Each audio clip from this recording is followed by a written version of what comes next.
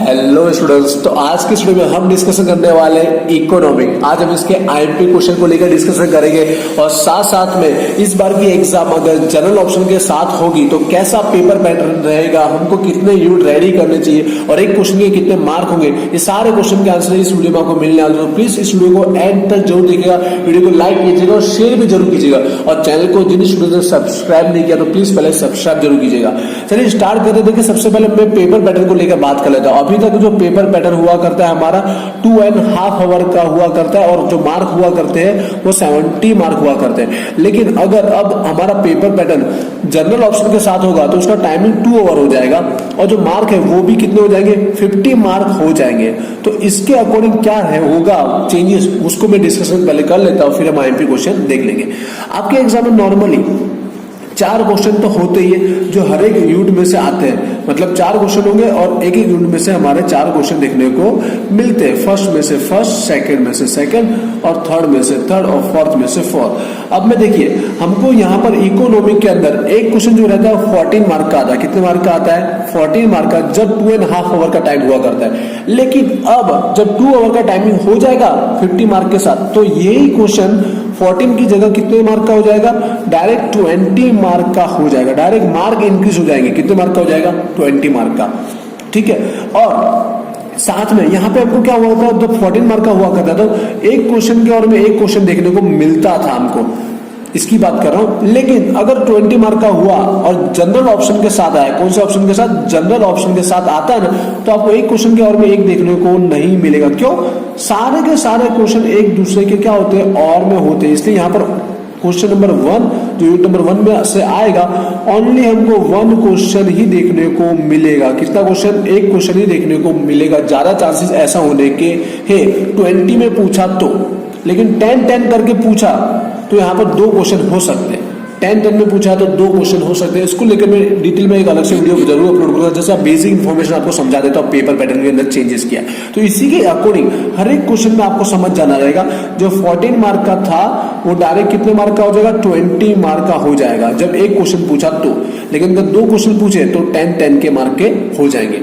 अभी भी मार्क बचेंगे तो हमारे क्या होगा, क्वेश्चन 5 एक नया क्रिएट हो जाएगा।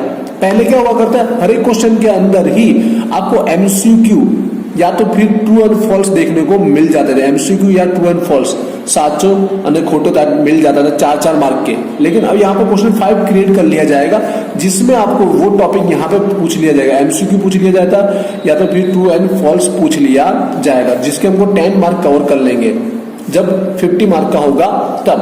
तो 20-20 आप कोई भी 2 अटेम्प्ट करेंगे। कितना अटेम्प्ट करेंगे? ओनली 2 अटेम्प्ट करने रहेंगे।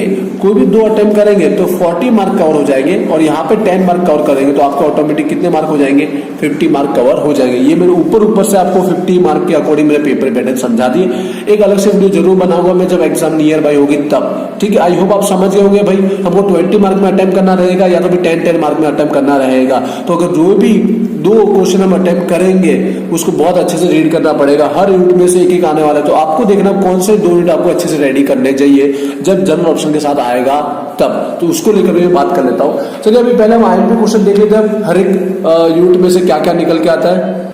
जो आईएमपी क्वेश्चन में बता रहा हूं वो लेटेस्ट 3 ईयर के पेपर के ऑब्जर्वेशन के बेस पर मैं बताने जा रहा हूं। तो सबसे पहले मैं आपको वो 2 यूनिट के आईएमपी बताऊंगा जो अगर आप जनरल क्वेश्चन के साथ रेडी करना चाहते हैं कि 4-4 रेडी नहीं करने के 2 करने, तो पहले उसकी मैं बात कर लेता हूं। और वो आपको करनी चाहिए, हर एक को करनी चाहिए। इंग्लिश मीडियम की बुक है, गुजराती में चेक कीजिएगा, सेम आपको नंबर मिल जाएंगे।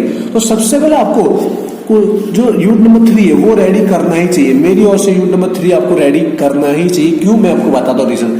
इसमें फिक्स 2 ही क्वेश्चन रेडी करना है। वो 2 क्वेश्चन में से एक मिल ही जाता है आपको। एक हमारा जैसा चैप्टर का नाम है price elasticity of demand, income elasticity of demand, मांगनी मूल्य सापेक्षता અને आवकनी मूल्य सापेक्षता। ठीक है, ऐसे है। तो यहाँ पर जो पहला टाइप्स निकल के ना, टाइप्स प्रकारों, प्राइस इलास्टिसिटी डिमांड के जो टाइप्स निकल के आते हैं, मांगनी मूल्य सापेक्षता के जो प्रकार है वो पढ़ना ही है। और साथ साथ में अगर हो सके तो उसके फैक्टर अफेक्टिंग ये वाला भी रीड कर लीजिएगा, असर कारक परिबलों। और दूसरा जो क्वेश्चन सेम यहाँ पर इनकम इलास्टिसिटी, आवक मांग सापेक्षता। ठीक है, ये इसमें भी जो कॉन्सेप्ट लिखा है बल्कि इसके अंदर टाइप्स है। क्या रेडी कर लेने का हमको? टाइप्स, प्रकारों रेडी कर लेना है। ये दो क्वेश्चन आपको करने ही है, दोनों के दोनों। इन दोनों में से एक तो आपको एग्जाम में मिलेगा ही, चाहे 70 मार्क का होगा तो भी और 50 मार्क का होगा तो भी, इन दोनों में से एक आपको मिलेगा। साथ साथ में चौथा फैक्टर अफेक्टिंग असरकारक परिवर्तन, दोनों के देख के चले जाना, पर रीड डीप में ये दोनों कर लेना। तो इसलिए ये वीडियो आपको रेडी करने के लिए मैं कंपलसरी बोल ही रहा हूं। तो ये दो क्वेश्चन के साथ ये वीडियो आपका पूरा का पूरा रेडी हो जाएगा, ठीक है। और साथ में फैक्टर अफेक्टिंग असरकारक परिवर्तन एक बार दोनों के देख के चले जाना। दूसरा जो यूनिट आपको रेडी करने का मैं बोल रहा हूं वो है यूनिट नंबर 4।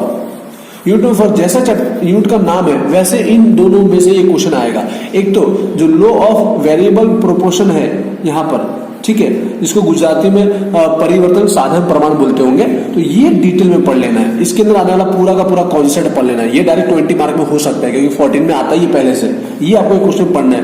दूसरा जो क्वेश्चन पढ़ना है वो प्रोडक्शन फंक्शन पढ़ना है, उत्पादन के रिलेटेड, उत्पादन विधेय। अब इसके अंदर भी आप देखोगे अंदर जाके तो यहाँ पे इसके कैरेक्टरिस्टिक फीचर देखने को मिलेंगे, लक्षण, या फिर बोले उसके टाइप्स। टाइप्स कहां पर छपे? टाइप्स ये दो टाइप्स अलग से छपे, शॉर्ट रन और लॉन्ग रन, टूका और लांबा।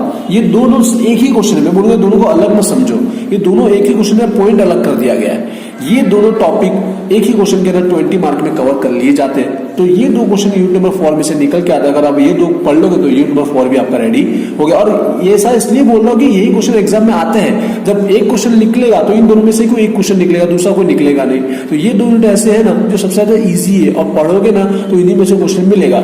ऊपर के दो में थोड़ा चांसेस कम है कि भाई हमने एक दो क्वेश्चन रीड करने से क्या वो एग्जाम में मिलेगा, चांसेस थोड़े कम है।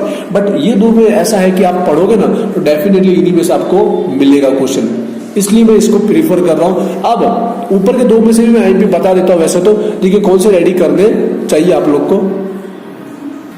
फर्स्ट यूनिट में से दो क्वेश्चन बता रहे हैं। पहला क्वेश्चन जो यूनिट नंबर 1 कर रहा है उसको फर्स्ट वाला तो कर ही लेना चाहिए, फर्स्ट वाला कर ही लेना चाहिए। उसके बाद निकल के आता है नंबर 4 वाला, इनडिफरेंस कर्व, ठीक है, तटस्थ रेखा। ये टॉपिक पढ़ लीजिए। ये दो क्वेश्चन ऐसे है जिसमें पहला तो मोस्ट ऑफ आता ही, हर बार आता ही है, ठीक है। जो यूनिट नंबर 1 करना चाहता है, देख के जाना, एक्स्ट्रा प्रिपरेशन करना चाहता है, ठीक है, कि 2 पे रिस्क पे है तो एक्स्ट्रा जरूर करेगा। अब यूनिट नंबर 2 के अंदर भी मैं दो क्वेश्चन बताना चाहूंगा। एक नंबर 3 कंज्यूमर वाला टॉपिक है जिसके अंदर हम लोग को इनडिफरेंट कर्व और बजट लाइन के अकॉर्डिंग उसको समझाना है, तटस्थ रेखा और बजट रेखा के द्वारा उसको एक्सप्लेन करना है। और एक चौथा कंडीशन निकल के आता है, शर्तों।